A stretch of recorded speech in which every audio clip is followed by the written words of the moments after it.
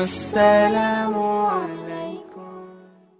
খুতবা শ্রবণ করার তৌফিক দান করলেন, এজন্য সেই মহান মনিবের নিকট সকলে অন্তর থেকে শুকরিয়া আদায় করছি। সবাই বলি আলহামদুলিল্লাহ। অতঃপর শান্তি বর্ষিত হোক পৃথিবীতে যত নবী রাসূলগণ এসেছেন সমস্ত নবী আলাইহিস সালামগণের প্রতি, বিশেষ করে আমাদের নবী শেষ নবী জনাবে মুহাম্মদুর রাসূলুল্লাহ সাল্লাল্লাহু আলাইহি ওয়াসাল্লামের উপর। আল্লাহুম্মা সাল্লি আলাইহি আল্লাহুম্মা বারিক আলাইহি।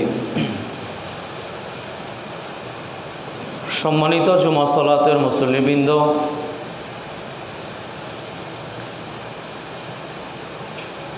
আজকে আপনাদের সামনে আমার জুমার খুতবার সংক্ষিপ্ত সময়ে বক্তব্যের বিষয়, তা হচ্ছে আল্লাহর উপর ভরসা করা। আল্লাহর উপর ভরসা করে জীবিকা নির্বাহ করা, এ ব্যাপারে আপনাদের সামনে অতীব গুরুত্বপূর্ণ সংক্ষিপ্ত সময়ে কিছু আলোচনা রাখার চেষ্টা করব ইনশাআল্লাহ। আসলে আপনাদের কাছে আমার খুবই পরিচিত, আমি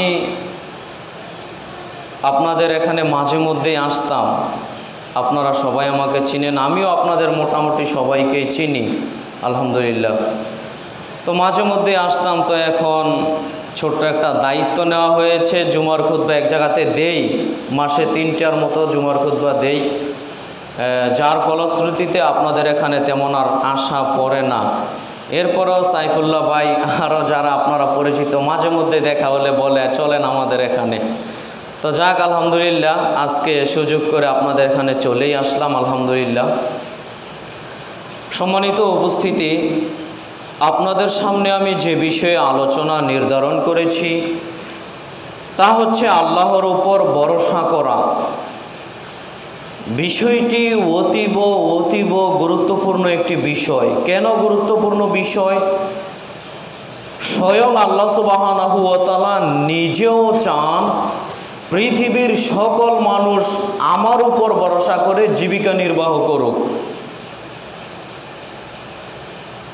এমনিতেই স্বাভাবিকভাবে মানুষেরই একটা গতিনীতি আছে যে মানুষ আমার উপর ভরসা করুক। একজন ধনী মানুষের কথা নকল করছি, সবাইকে দোষ দিচ্ছি না। একজন ধনী মানুষের সাথে একজন বন্ধুর কথোপকথন হচ্ছে, মনে কষ্ট নেবেন না।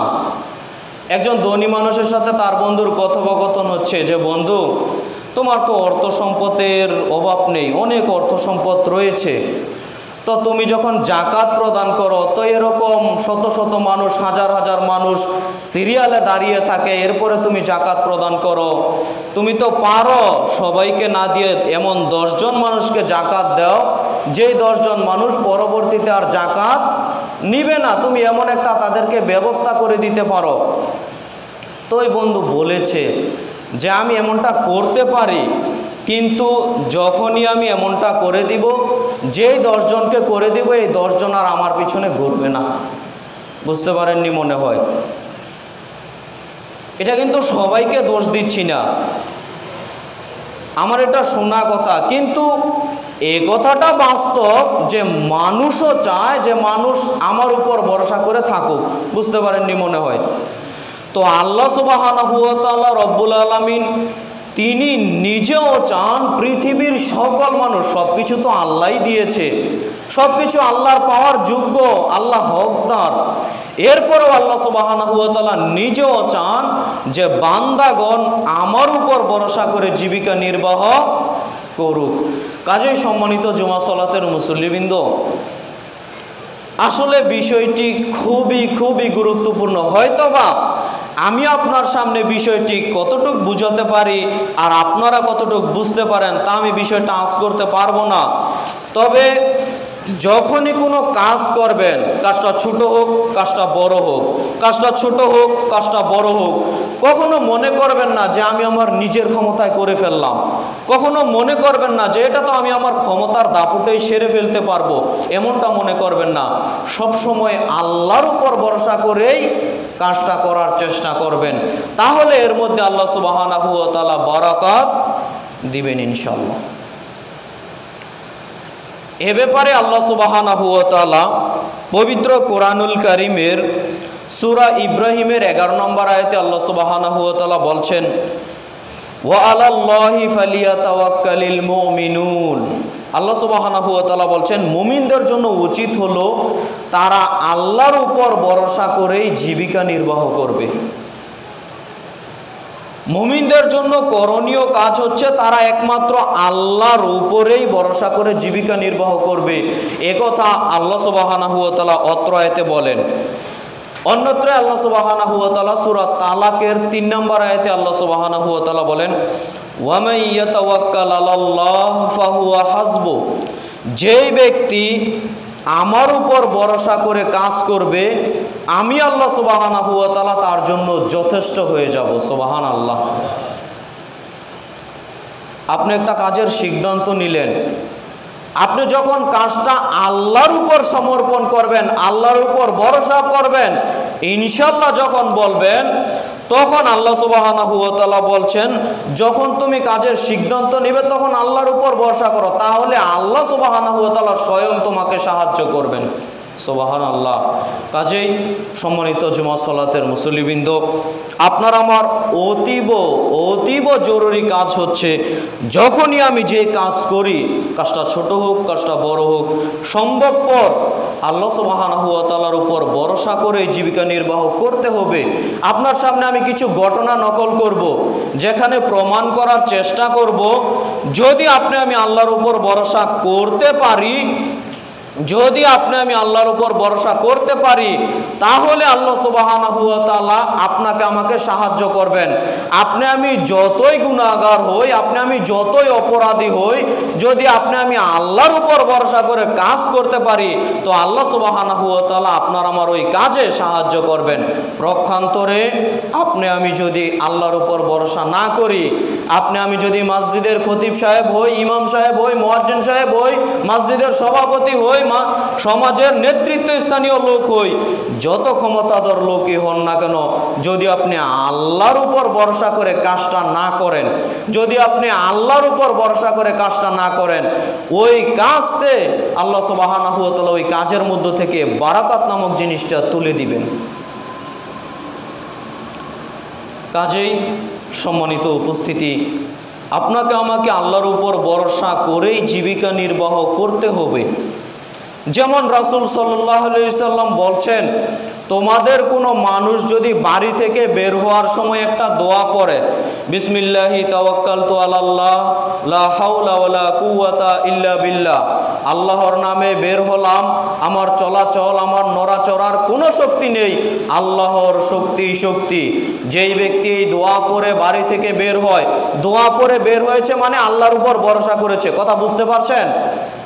যেই ব্যক্তি দোয়া পড়ে বাড়ি থেকে বের হয়, রাসূল সাল্লাল্লাহু আলাইহি সাল্লাম হাদিসের মধ্যে বলছেন, নবী মুহাম্মদ সাল্লাল্লাহু আলাইহি সাল্লাম বলেন, তখন এই দোয়া শুনে এক শয়তান আরেক শয়তানের কাছে তর্কাতর্কি লেগে যায়।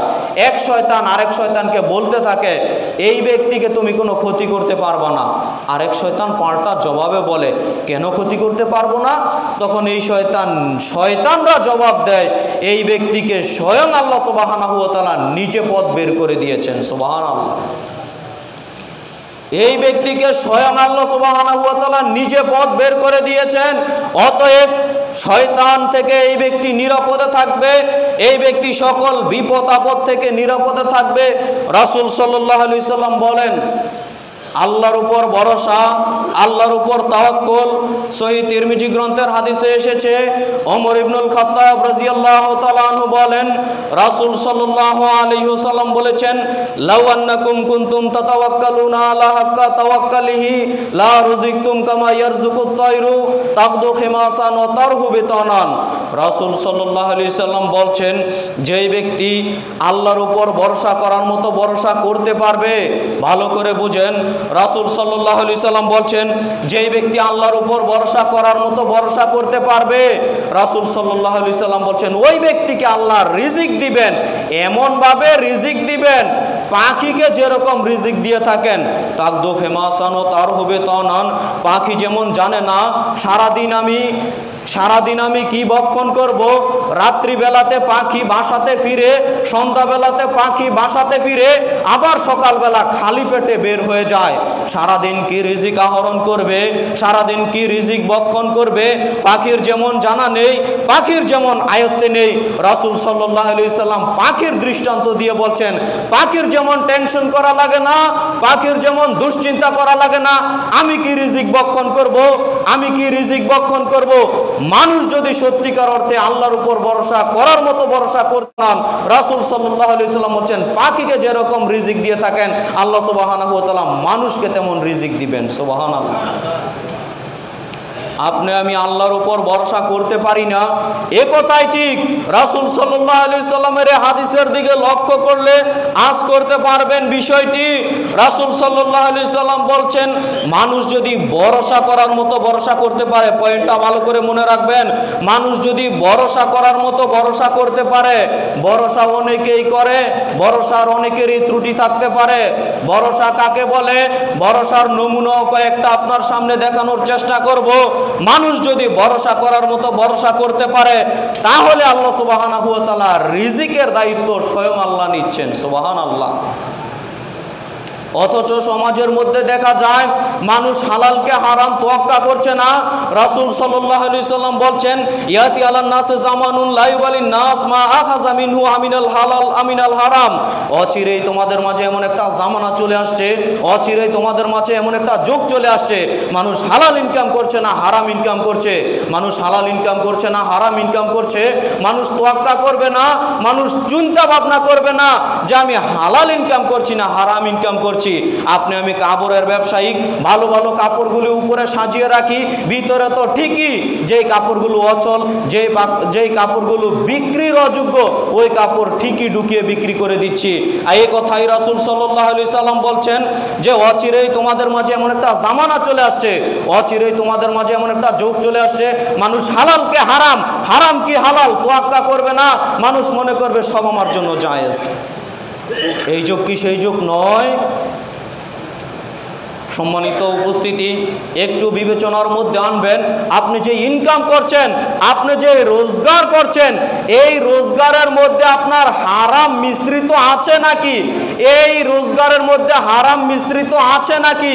বিশ্বাস করুন, যদি আপনার লক্ষ টাকা একদিন ইনকাম করেন, যদি আপনি লক্ষ টাকা একদিনে ইনকাম করেন, যদি আপনি লক্ষ টাকা একদিনে ইনকাম করেন, 1 টাকা যদি এর মধ্যে হারাম থাকে, 1 টাকা যদি এর মধ্যে হারাম থাকে, 1 টাকা যদি এর মধ্যে হারাম থাকে, রাসূল সাল্লাল্লাহু আলাইহি সাল্লামের ভাষায় বলতে পারি আপনার গোটা সম্পদ হারাম হয়ে যাবে। বলতে পারেন, আরে অবাক কথা, আমি 1 টাকা হারাম করেছি, গোটা সম্পদ হারাম হবে কিভাবে? একটা হাদিস আপনার সামনে বলি। রাসূল সাল্লাল্লাহু আলাইহি সাল্লাম বলছেন, কোনো মানুষ যদি 10 টাকা দিয়ে একটা কাপড় কিনেছে, কয় টাকা দিয়ে? 10 টাকা দিয়ে কোনো মানুষ একটা কাপড় ক্রয় করেছে, এই 10 টাকার মধ্যে 9 টাকা হচ্ছে হালাল, 10 টাকার মধ্যে 9 টাকা হচ্ছে হালাল আর 1 টাকা হচ্ছে হারাম। এই কাপড় পরিধান করে, ভালো করে বুঝেন, এই 10 টাকার মধ্যে 9 টাকা হালাল, 1 টাকা হচ্ছে হারাম। এই কাপড় পরিধান করে যতদিন সালাত আদায় করবে, নবী মুহাম্মদ সাল্লাল্লাহু আলাইহি সাল্লাম বলেন তার সালাত ততদিন আল্লাহ কবুল করবেন না। তার মানে আপনাকে আমি কি বুঝাতে চাইলাম, আপনার লক্ষ কোটি টাকার মধ্যে আপনি মুদির ব্যবসায়ী, দিনে 100 টাকা 1000 টাকা ব্যবসা করেন, এর মধ্যে যদি আপনি বিড়ি সিগারেট নানান কিছু বিক্রি করে হারাম মিশ্রিত করে দেন, আপনার গোটা সম্পদ হারাম হয়ে যাবে। আপনি আমার সাথে রাগ করে কিছু করতে পারবেন না। অতীতের মানুষগণ হারাম থেকে কিভাবে বিরত থাকতেন, অতীতের আল্লাহওয়ালা পরহেজগার মানুষগণ কিভাবে হারাম থেকে বিরত থাকতেন, অনেক ঘটনা আছে। তার মধ্যে একটা কথার মধ্যে কথা যেহেতু আপনার সামনে স্মরণ করিয়ে দেই, আজ থেকে হাজার হাজার বছর পূর্বের ঘটনা। বনি ইসরাইলের যুগে একজন লোকের কাছে জমি বিক্রি করেছে, ঘটনা অনেকে জানেন। একজন লোকের কাছে জমি বিক্রি করেছে, তো জমি যখন বিক্রি করেছে, তো জমি বিক্রেতার কাছে জমি চাষাবাদ শুরু করেছে। যখন চাষাবাদ শুরু করে দিয়েছে, সময় যেহেতু আমি তাড়াহুড়া করে বলছি, যখন চাষাবাদ শুরু করে দিয়েছে, কিছু দূর আপনার চাষাবাদ করার পরে ইতিমধ্যে একটা কলসি পেল, যেই কলসিটা ছিল স্বর্ণের, এমনকি ওই স্বর্ণ ভর্তি ছিল কলসি। সুবহানাল্লাহ। এই স্বর্ণ ভর্তি কলসি পেয়ে এই লোকটা চলে গেল, এই কলসি লোভ করলেন না, লোভ করলেন না, এই কলসি নিয়ে চলে গেছে ওই যার কাছে জমি বিক্রি করেছে। এই কলসি নিয়ে আপনি চিন্তা করতে পারেন, স্বর্ণের কলসি, বুখারী শরীফের হাদিস বলছি, স্বর্ণের কলসি পেয়ে চলে গেছে যার কাছে জমি বিক্রি করেছে। ওর কাছে গিয়ে বলছে, আরে আরে ভাই, এই যে আপনার জমি নেন, এই যে আপনার কলসি নেন, আপনার কাছ থেকে আমি জমি কিনেছি, কলসি কিনিনি। ওই ব্যক্তি কত তাকওয়াশীল আল্লাহওয়ালা, ওই ব্যক্তি বলছে, আরে ভাই তুমি বলো কি, আমি জমি বিক্রি করেছি, জমির ভিতর যা অর্থ সম্পদ আছে সব কিছু বিক্রি করে দিয়েছি, তুমি নিয়ে যাও। স্বর্ণবর্তী স্বর্ণের কলসি কেউ নিতে চায় না, অবাক কথা। এতে মেনে নেওয়া বড় মুশকিল আপনার আমার জন্য। স্বর্ণবর্তী স্বর্ণের কলসি কেউ নিতে চায় না, অথচ নিলে নিতে পারতো, অথচ নিলে নিতে পারতো। তো কে নিবে, কে নিবে, কে নিবে? বিচার ডাকা হলো, ফয়সালা ডাকা হলো, সালিশ ডাকা হলো। বিচারক সামনে চলে আসলো। বিচারক এসে বলছে, যেহেতু তুমিও স্বর্ণের কলসি নিতে চাও না, যেহেতু তুমিও স্বর্ণের কলসি নিতে চাও না, তাহলে এক কাজ করো, তোমার কি ছেলে আছে? জি আছে। তোমার কি মেয়ে আছে? জি আছে। তাদেরকে বিবাহ দিয়ে দাও এবং বিবাহের মধ্যে এই অর্থ সম্পদ খরচ করো, যতটুকু বাকি থাকবে ততটুকু তাদের মধ্যে বিলিয়ে দাও, বন্টন করে দাও। সুবহানাল্লাহ। তো আপনার সামনে এই বুখারী গ্রন্থের অত্র হাদিস বলে যেটা বুঝাতে চাইলাম, তারাও তো মানুষ ছিলেন, কি বলেন? তারাও তো পৃথিবীতে এসেছেন, আপনার আমার মতো মানুষ ছিলেন। তো তারা এত ত্যাগ তিতিক্ষা করতে পারে, আপনি আমি সামান্য ত্যাগ তিতিক্ষা করতে পারি না, আপনি আমি আবার কেমন ঈমানদার? আবু বকর সিদ্দিক রাদিয়াল্লাহু তাআলা আনহুর একজন গোলাম ছিলেন, একদিন খাদ্য নিয়ে আসলেন, খাদ্যটা একেবারে পেটের ভিতর ঢুকিয়ে ফেলেছে, ক্ষুধার্ত অবস্থায় ছিলেন আবু বকর সিদ্দিক রাদিয়াল্লাহু তাআলা আনহু, ক্ষুধার যন্ত্রণায় খাদ্যটা খেয়ে ফেলেছেন, জিজ্ঞাসা করা প্রয়োজন মনে করেননি এটা হালাল না হারাম, খেয়ে ফেলেছেন। তো গোলাম বলছে, আবু বকর সিদ্দিক, আপনি যে খাদ্যটা ভক্ষণ করে ফেললেন, আপনি কি জানেন এটা কিসের খাদ্য? আরে তুমি আমাকে খাদ্য দিয়েছো, আমি খেয়ে ফেলেছি, আমি কি করে বলতে পারি এটা কিসের খাদ্য? বলছে, আবু বকর সিদ্দিক, আমি জাহিলিয়াতের যুগে গণকি করতাম, গণকি। অনেকে তো টাকা হারিয়ে গেলে গণকের কাছে যান, এরকম আছে না? সাথে সাথে মুশরিক হয়ে যাবেন, মুসলমান থাকতে পারবেন না। গণকের কথা যদি বিশ্বাস করেন, রাসূল সাল্লাল্লাহু আলাইহি সাল্লাম বলছেন, ওই ব্যক্তি যেন আমি নবী মুহাম্মদ সাল্লাল্লাহু আলাইহি সাল্লামকে অস্বীকার করলো।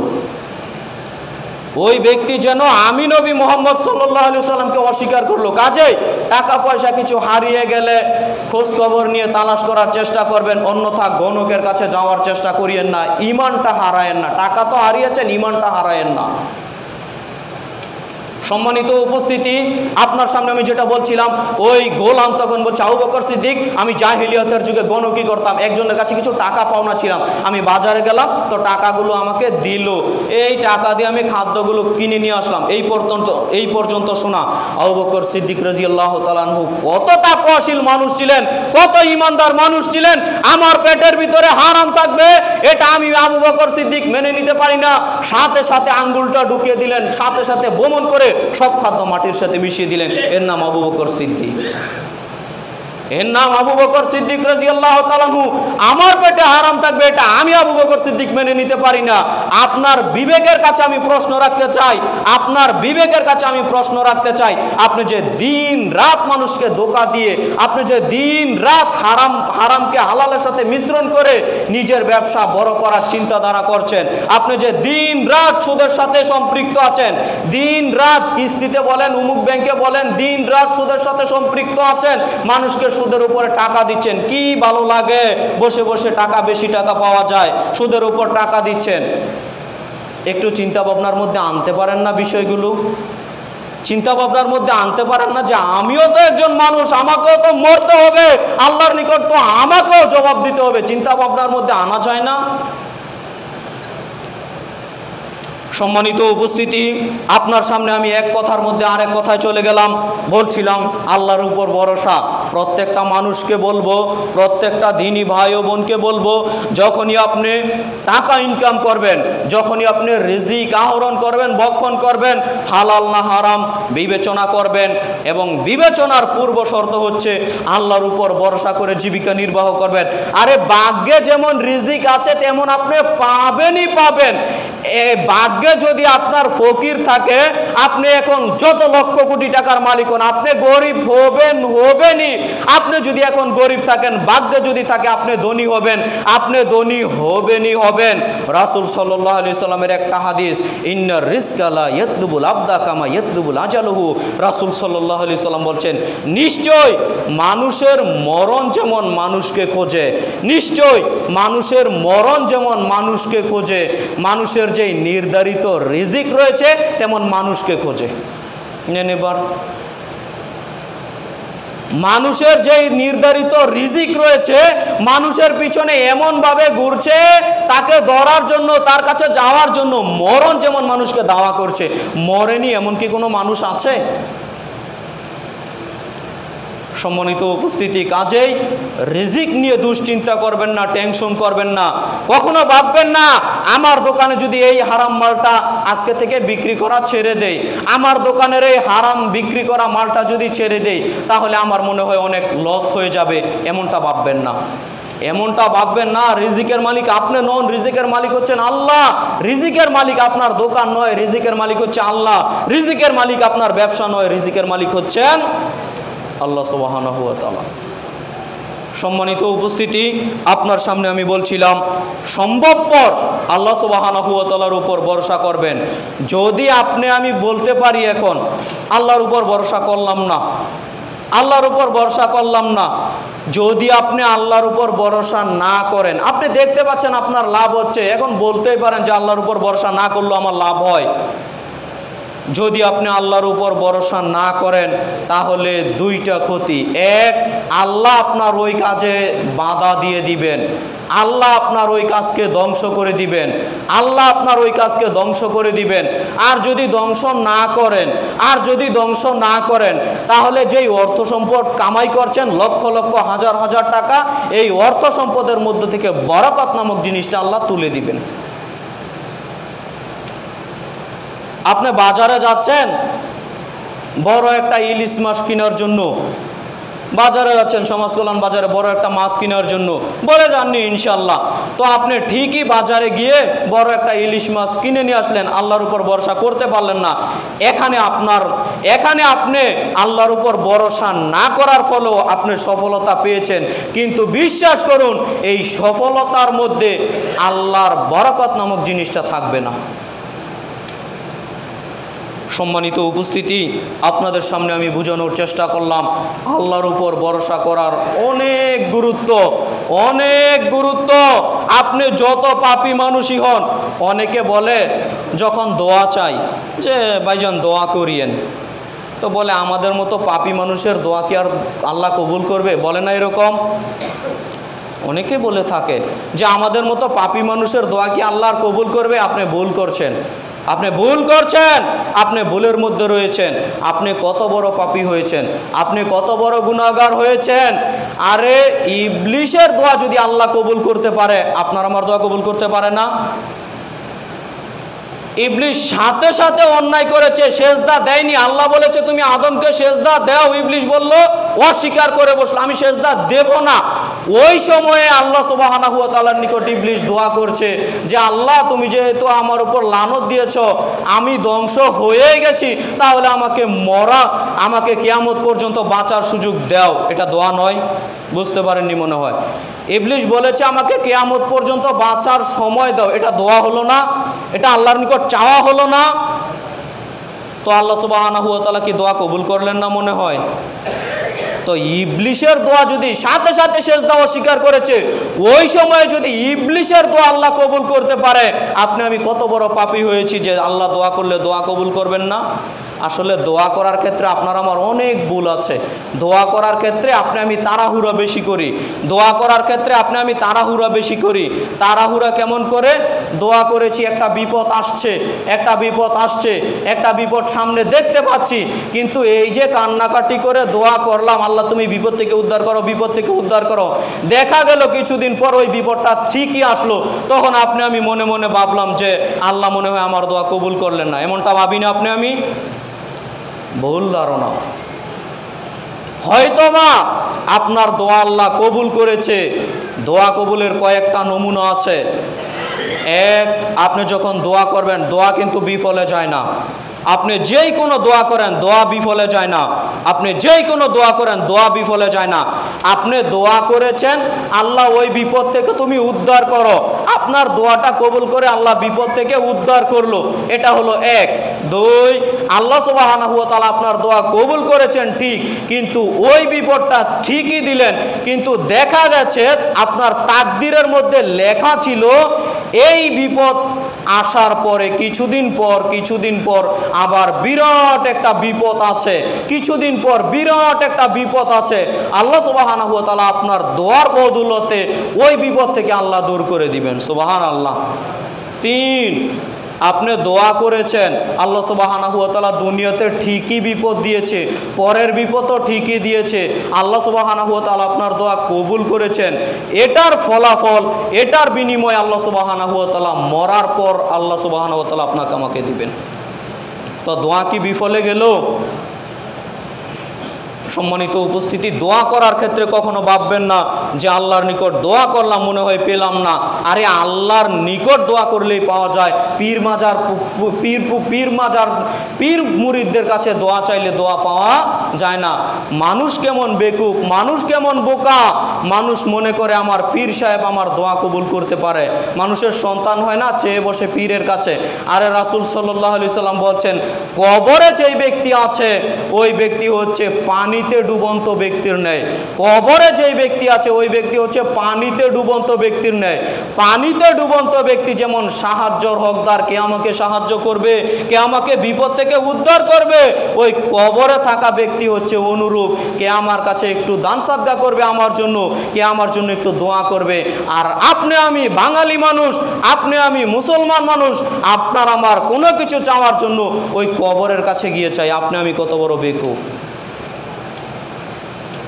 সম্মানিত উপস্থিতি, আপনার সামনে আমি যে কথা বলছিলাম আবার ফিরে যাই, আল্লাহর উপর ভরসা করতেই হবে।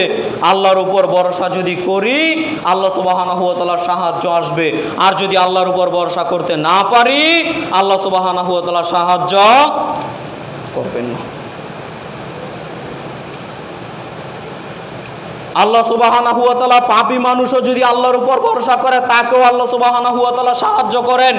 একটা ঘটনা আপনার সামনে বলি, পবিত্র কোরআনুল কারীমের সূরা 18 নম্বর সূরা কাহাফের 97, 98, 99, 100 এসব আয়াতের তাফসির ইবনে কাসির খুললে দেখতে পারবেন রাসূল সাল্লাল্লাহু আলাইহি সাল্লাম একটি ঘটনা বর্ণনা করছেন। কাহাফ, রাসূল সাল্লাল্লাহু আলাইহি সাল্লাম বাদশা জুলকারনাইন ও ইয়াজুজ মাজুজের একটা ঘটনা নকল করছেন। আজ থেকে হাজার হাজার বছর পূর্বে বাদশা জুলকারনাইন ছিল একটা দেশের রাজা। বাদশা জুলকারনাইন ছিল একটা দেশের রাজা। ওই সময় ইয়াজুজ মাজুজ এসেছিল। কিয়ামতের বড় বড় 10টি আলামত রয়েছে, কিয়ামতের বড় বড় 10টি আলামত রয়েছে। তার মধ্যে একটা অন্যতম আলামত হচ্ছে ইয়াজুজ মাজুজ সম্প্রদায় কিয়ামতের পূর্বে বের হবে। এই ইয়াজুজ মাজুজ সম্প্রদায় কিয়ামতের পূর্বে বের হবে, এটা হচ্ছে কিয়ামতের বড় বড় 10টা আলামতের মধ্যে অন্যতম একটা আলামত। এই ইয়াজুজ মাজুজ সম্প্রদায় আরও পূর্বে একবার পৃথিবীতে এসেছিল। এই ইয়াজুজ মাজুজ সম্প্রদায় আরও আজ থেকে হাজার হাজার বছর পূর্বে পৃথিবীতে একবার এসেছিল।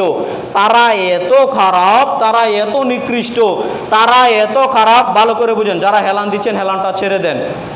ইয়াজুজ মাজুজ এত খারাপ, ইয়াজুজ মাজুজ এত নিকৃষ্ট, রাসূল সাল্লাল্লাহু আলাইহি সাল্লাম বলছেন ইয়াজুজ মাজুজ যখন কিয়ামতের পূর্বে বের হবে, ইয়াজুজ মাজুজ যখন কিয়ামতের পূর্বে বের হবে, ইয়াজুজ মাজুজ কিয়ামতের পূর্বে বের হওয়ার পরে পৃথিবীর সকল মানুষকে হত্যা করবে। যাকে সামনে পাবে তাকে হত্যা করবে, কেউ টিকতে পারবে না তার সামনে।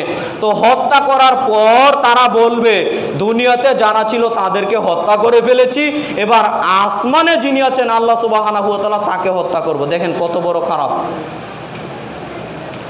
এই কথা বলার পরে আসমানের দিকে তীর নিক্ষেপ করবে আল্লাহকে মারার জন্য। এবার দেখেন কত বড় খারাপ। আল্লাহকে মারার জন্য যেই সম্প্রদায় তীর নিক্ষেপ করবেন আল্লাহ তাদের সাথে মজাক করবেন। ওই তারা যখন তীর নিক্ষেপ করবে আল্লাহকে মারার জন্য, আল্লাহ সুবহানাহু ওয়া তাআলা তাদের তীরকে আবার উল্টা ফেরত পাঠাবেন। রক্ত মেখে রক্তমাখা তীর আবার উল্টা ফেরতে চলে আসবে।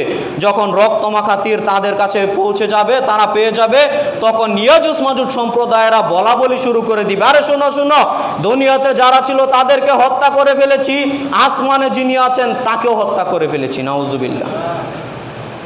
কত নিকৃষ্ট সম্প্রদায় আপনাকে আমি কি করে বুঝাতে পারি। ফেরাউন কখনো আল্লাহকে মারার জন্য যায়নি, আল্লাহকে মারার জন্য। ফেরাউন বলেছে আমি আল্লাহ, আমাকে আল্লাহ মানো, কিন্তু আল্লাহকে মারার জন্য যায়নি। তো ইয়াজুজ মাজুজ কত নিকৃষ্ট, কত সম্প্রদায়, কত নিকৃষ্ট সম্প্রদায়, সবচাইতে বেশি জাহান্নামে যাবে এই ইয়াজুজ মাজুজ সম্প্রদায় থেকে।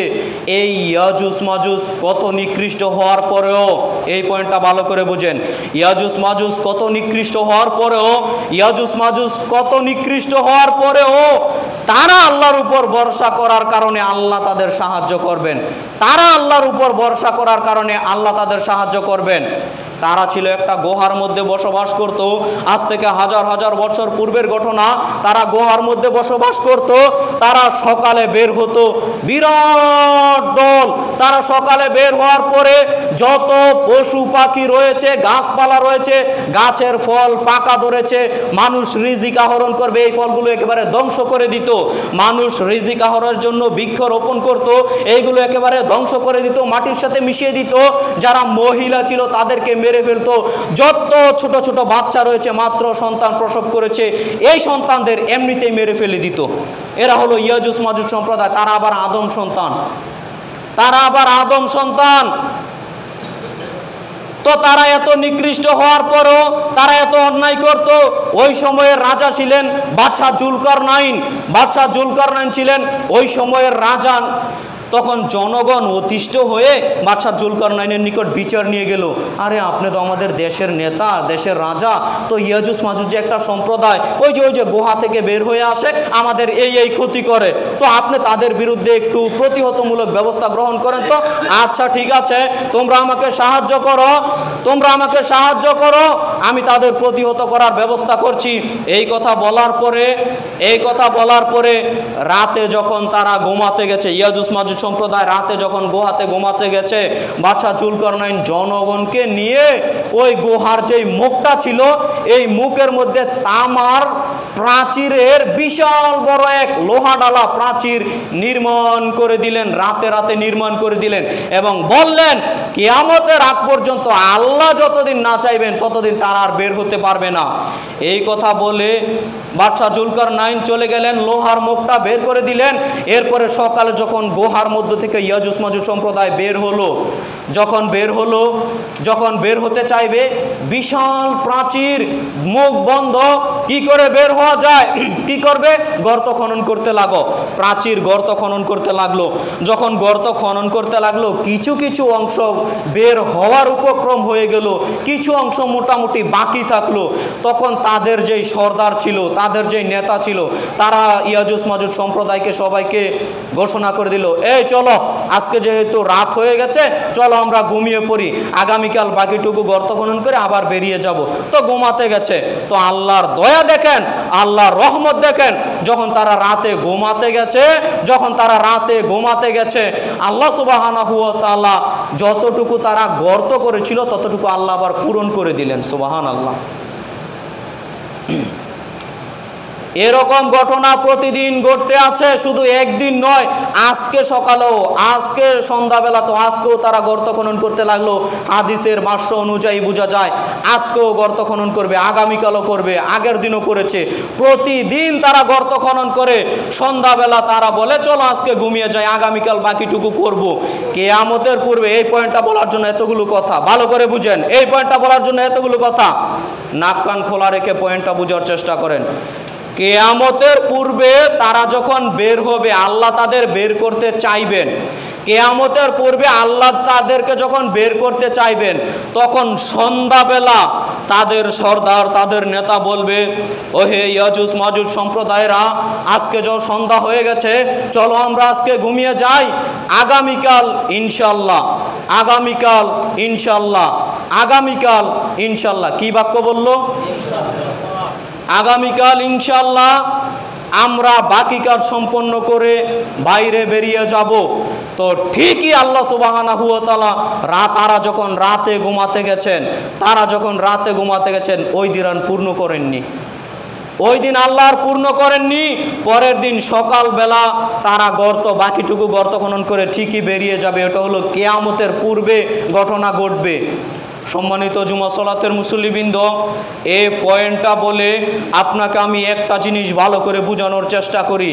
এই পয়েন্টটা বলে আপনাকে আমি একটা জিনিস ভালো করে ধরানোর চেষ্টা করি, সেটা হলো ইয়াজুজ মাজুজ সবচাইতে বেশি নিকৃষ্ট জাতি হওয়ার পরেও তারা আল্লাহকে হত্যা করতে চায়। এমন নিকৃষ্ট জাতি হওয়ার পরেও তারা যদি ইনশাল্লাহ বলার কারণে আল্লাহ তাদের সাহায্য করেন, সাহায্য করলেন না? তারা যদি ইনশাল্লাহ বলার কারণে আল্লাহ তাদের সাহায্য করে, তারা নিকৃষ্ট সম্প্রদায় হওয়ার পরেও যদি আল্লাহ তাদের সাহায্য করে, আপনাকে আমাকে করবে না? আরে বলেন কি, আপনি কাজ করার পূর্বে বলেন না ইনশাল্লাহ সফলতার মালিক কিন্তু আল্লাহ সুবহানাহু ওয়া তাআলা। আর আল্লাহ এই ওয়াদা দিয়েছেন, আল্লাহ এই ওয়াদা দিয়েছেন যে ব্যক্তি আমার উপর ভরসা করবে আমি আল্লাহ সুবহানাহু ওয়া তাআলা তার জন্য যথেষ্ট হয়ে যাব। ওয়া মান ইয়াতাওয়াক্কাল আলাল্লাহ ফাহুয়া হাসবু। সম্মানিত জুমা সালাতের মুসল্লিবৃন্দ, আপনার সামনে আমি যেই বিবরণ পেশ করলাম সেটা হচ্ছে আল্লাহর উপর ভরসা। আপনি যত খারাপ মানুষ হন, আপনি যত গুনাহগার মানুষ হন, যেই কাজটা করবেন অন্তরে রাখবেন, অন্তরে রাখবেন, অন্তরে রাখবেন যে আমি আল্লাহর উপর ভরসা করে এই কাজটা করলাম। আল্লাহর উপর ভরসা করলে আল্লাহ সুবহানাহু ওয়া তাআলা পথ বের করে দেন। একটা বাস্তব নমুনা অনেক আছে, নবী রাসূলগণের বাস্তব নমুনা। মূসা আলাইহিস সালামের ঘটনা এখন বলার সময় নেই। মূসা আলাইহিস সালাম যখন ফেরাউন যখন দাওয়া করেছিল, সারসংক্ষেপ বলি, ফেরাউন যখন দাওয়া করেছিল মূসা আলাইহিস সালাম এবং তাদের সঙ্গী সাথীদের মারার জন্য, মূসা আলাইহিস সালামের বাঁচার কোনো কিন্তু পথ ছিল না। মূসা আলাইহিস সালামের বাঁচার কোনো পথ ছিল না। সব দিকে ফেরাউনের দলবল ঘেরাও করে আছে মূসাকে মারার জন্য। সামনে বিশাল সাগর, মূসার বাঁচার পথ ছিল না। ওই সময় মূসা আলাইহিস সালাম বলছেন, কাল্লা, কখনো নহে, ফেরাউন আমাকে ধরতে পারে না। ইন্না লা মুদরাকুন, নিশ্চয়ই আল্লাহ সুবহানাহু ওয়া তাআলা আমার পথ বের করে দিবেন। সাইয়াহদিনী, তিনি আমাকে পথ বের করে দিবেন। আল্লাহ পথ বের করে দেননি? তারা করেছিলেন আল্লাহর উপর ভরসা। আমাদের নবী মুহাম্মদ সাল্লাল্লাহু আলাইহি সাল্লাম যখন হিজরতের সময় হিজরত করছিলেন, মক্কা থেকে মদিনা যাচ্ছেন, সঙ্গী হচ্ছেন আবু বকর সিদ্দিক রাদিয়াল্লাহু তাআলা আনহু। সব কাফের বেঈমান মুশরিকেরা দাওয়া করেছে মুহাম্মদ সাল্লাল্লাহু আলাইহি সাল্লামকে ধরার জন্য, পেলেই তাদেরকে হত্যা করবে, পেলেই তাদেরকে মেরে ফেলবে। মুহাম্মদ সাল্লাল্লাহু আলাইহি সাল্লামকে মারার জন্য তারা কাফের বেঈমান মুশরিক মুনাফিকরা দাওয়া করেছে। কোথায় মুহাম্মদ সাল্লাল্লাহু আলাইহি সাল্লাম পালিয়ে যায়, খেয়াল করো, লক্ষ্য করো, দৌড়িয়ে যাও, ধরো তাকে। ওই সময়ে আবু বকর সিদ্দিক রাদিয়াল্লাহু তাআলা আনহু বলছেন, আমি এবং মুহাম্মদ সাল্লাল্লাহু আলাইহি সাল্লাম একটা গুহার মধ্যে লুকিয়েছিলাম, একটা গুহার মধ্যে লুকিয়েছিলাম এবং আমরা উপরের দিকে লক্ষ্য করছিলাম, দেখতে পাচ্ছিলাম কাফের বেঈমান মুশরিকদের পাগুলো দেখা যাচ্ছে, কাফের বেঈমান মুশরিকদের পাগুলো দেখা যাচ্ছে। আমি আবু বকর সিদ্দিক রাদিয়াল্লাহু তাআলা আনহু মুহাম্মদ সাল্লাল্লাহু আলাইহি সাল্লামকে বলেছিলাম, মুহাম্মদ সাল্লাল্লাহু আলাইহি সাল্লাম, এখন যদি কাফের বেঈমান মুশরিকেরা তাদের পায়ের দিকে লক্ষ্য করে, আমাদের পায়ের দিকে লক্ষ্য করে, তাহলে আমাদের দেখে ফেলবে, তাহলে আমাদের দেখে ফেলবে। আর আমাদের দেখে ফেলা মানে আমাদের মরণ সুনিশ্চিত। আমাদের দেখে ফেলা মানে তারা আমাদের মারার জন্য শুধু হন্যা হয়ে খুঁজছে, পেলেই আমাকে মেরে ফেলবে। তখন রাসূল সাল্লাল্লাহু আলাইহি সাল্লাম বলছেন, ইয়া আবু বকর বিসনাইন, শোনো আবু বকর, তুমি কি মনে করছো আমরা এখানে দুইজন? শোনো, আল্লাহ সালেসুহুমা, আল্লাহ হচ্ছে এখানে তৃতীয় জন। সুবহানাল্লাহ। আমরা দুইজন, আমাদের শক্তি ক্ষমতা যতটুকু আছে আমরা কিছু করতে পারবো না, কিন্তু আমাদের শক্তি ক্ষমতা তৃতীয় জন হিসেবে কাজ করছেন স্বয়ং আল্লাহ সুবহানাহু ওয়া তাআলা।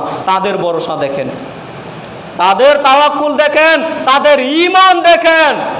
তারা বিপদে পড়ে আল্লাহর উপর ভরসা কি করে করেছে। আর আপনারা আমার বিপদ আসা লাগে না, এমনিতে ইনশাল্লাহ বলা যায় না। এমনিতে ইনশাল্লাহ বলতে আপনার আমার সপ্তাহের পর সপ্তাহ, মাসের পর মাস চলে যায়, কত কাজকর্ম করি, ইনশাল্লাহ মুখ দিয়ে যেন আসেই না, ইনশাল্লাহ বলতে যেন লজ্জা লজ্জা ভাব লাগে। সম্মানিত উপস্থিতি, আল্লাহর উপর ভরসা করেন। আল্লাহর উপর ভরসার প্রথম ধাপ, যখনই আপনি কোনো কাজ করবেন কি বলতে হবে বলেন তো? ইনশাআল্লাহ বলার চেষ্টা করবেন। আল্লাহ সুবহানাহু ওয়া তাআলা আপনাকে আমাকে সর্ব ধরনের রিজিক আহরণের ক্ষেত্রে বিপদে আপদে আল্লাহর উপর ভরসা করার তৌফিক দান করুক আল্লাহুম্মা আমিন। আল্লাহর উপর ভরসা করলে আল্লাহ সাহায্য করবেন, এটা আপনি অন্তরে ধারণা রাখেন। অন্তরের সংকল্পটাই হচ্ছে বড় জিনিস। আপনি বিরাট প্রতিষ্ঠান করতে যাচ্ছেন, করেন ইনশাল্লাহ বলে করতে থাকেন, আল্লাহ আপনাকে সাহায্য করবে। কেন? আপনি আল্লাহর কাজ করছেন। গতকাল আজকেও মাহফিল শেখ আব্দুর রাজ্জাক বিন ইউসুফ সাহেবের মাদ্রাসা আল জামিয়া সালাফিয়া রূপগঞ্জ নারায়ণগঞ্জ গেছিলাম গতদিন। বিশাল প্রতিষ্ঠান। যখন ভিডিওতে দেখেছি 2013 সালে শেখ আব্দুর রাজ্জাক বিন ইউসুফ সাহেব তো ওয়াজ মাহফিলে এসে শুধু বলেন, ভিডিওতে দেখেছি যখন 2013 সালে শুরু করেছে, আপনি গেলে বিশ্বাস করতে পারবেন না, এমন মরুভূমি এলাকায়, মানে শুধু পাহাড়ের মতো হয়ে আছে, জঙ্গল এলাকায়, এমন জায়গায় বিশাল বড় প্রতিষ্ঠান। তিনি একটা কথা সবসময় বলে থাকে, আমার হাতে টাকা নাই, এই কথা ঠিক, কিন্তু এখানে প্রতিষ্ঠান গড়বে, মানে আল্লাহর উপর তাওয়াক্কুল। দেখেন কি, আমি আপনাকে বুঝাতে চাইলাম এই কথাটা বলে, আল্লাহর উপর ভরসা করলে আল্লাহ সফলতা দেয়। তার বাস্তব প্রমাণ আপনি জামিয়া সালাফিয়া আজকে চলে যান, গিয়ে দেখেন বিশাল বড় প্রতিষ্ঠান, শিক্ষকদের জন্য থাকার জন্য বিশাল বড় আবাসিক ভবন তৈরি করে দিয়েছেন। তো আল্লাহর উপর ভরসা করলে আল্লাহ সাহায্য করে। আপনিও বাস্তব জীবনে যে কাজটা করবেন, একটু ইনশাল্লাহ বলেন, ইনশাল্লাহ আল্লাহ সুবহানাহু ওয়া তাআলা অবশ্যই সাহায্য করবেন। আল্লাহ সুবহানাহু ওয়া তাআলা আমাদের সার্বিকভাবে আল্লাহর উপর ভরসা করে চলার তৌফিক দান করুক। সবাই বলি আল্লাহুম্মা আমিন। আল্লাহুম্মা সাল্লি আলাইহি আল্লাহুম্মা বারিক।